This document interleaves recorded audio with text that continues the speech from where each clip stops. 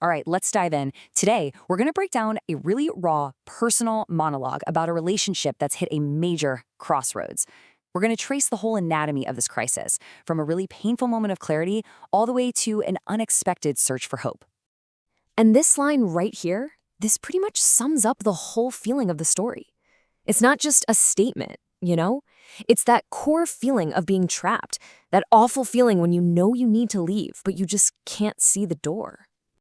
So where does a feeling like that even come from?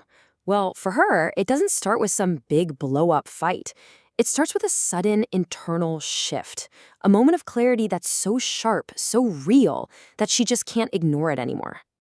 And this is that moment. She's not just suspicious anymore, she knows.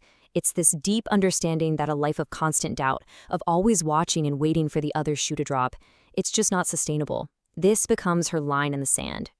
Now, once you draw that line for yourself, you really start to calculate the cost of staying. And for her, the price of living with this deceit is, well, it's incredibly high. It sets up this huge internal conflict between the life she desperately wants and the one she's actually living. And this just lays it all out, doesn't it? On one side, you've got everything she craves: light, positivity, just some peace. And on the other side is the heavy, suffocating reality of her situation. You know, psychologically, this is a classic state of cognitive dissonance.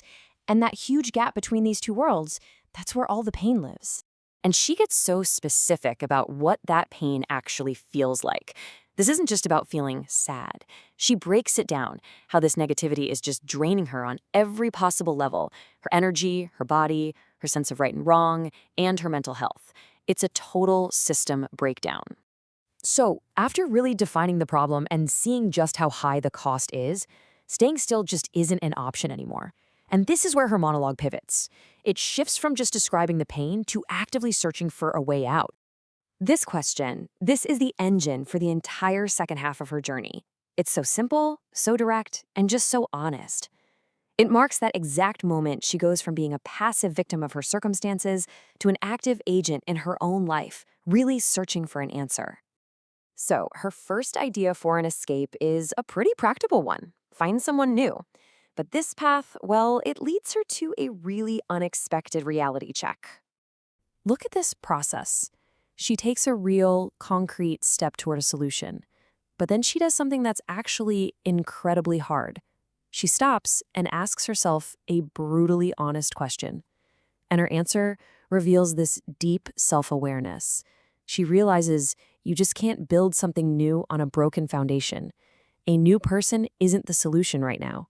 Healing herself is. Okay, so with that external solution off the table for now, she makes another huge pivot.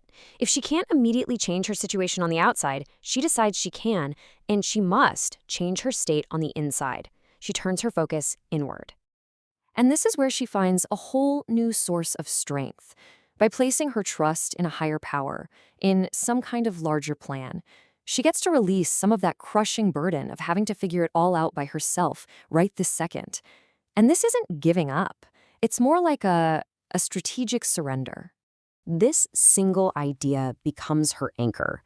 In this absolute storm of deceit and emotional exhaustion, this belief gives her a small patch of solid ground to stand on. It's a way to find some stability when everything else feels like it's shaking. It's so important to see this as an active choice, not a passive one. This isn't about her just ignoring her problems. It's a conscious act of self-preservation, a decision to guard her own spirit and her own well-being while she figures out her next move. And this final statement just brings it all together so powerfully. It combines her new internal resolve with her ongoing practical goal. She's found a way to hold two ideas that seem like they shouldn't go together. She's pursuing inner peace while also actively searching for a real-world solution. So why does all this matter? Because her personal journey shows us something universal. Sometimes when you're trapped and you just can't see the exit, the most powerful first move you can make is to strengthen your own inner world. And that strength, that can be the very thing that helps you eventually find the door. So we'll leave you with this to think about. This monologue is like a map of one person's search for strength, from a painful truth all the way to an act of faith. It's a great reminder that navigating life's toughest crossroads often begins with that quiet, courageous choice to change our own focus.